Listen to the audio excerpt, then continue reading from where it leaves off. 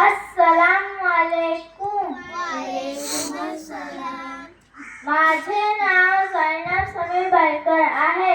आदरणीय शिक्षक, उपस्थित मान्यवर आणि माझे प्रिय मित्र मैत्रिणींनो, आज आपण 26 जानेवारी हा प्रजासत्ताक दिन मोठ्या उत्साहाने साजरा करण्यासाठी इथे जमलो आहोत।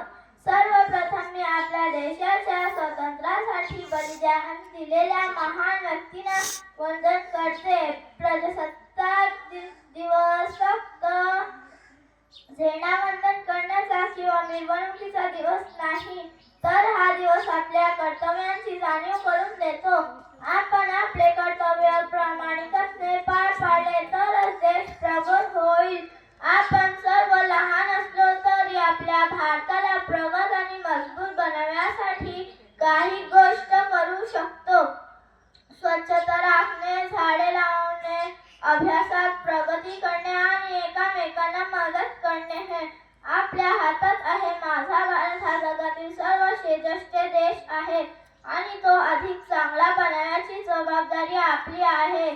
चला आपण सगळे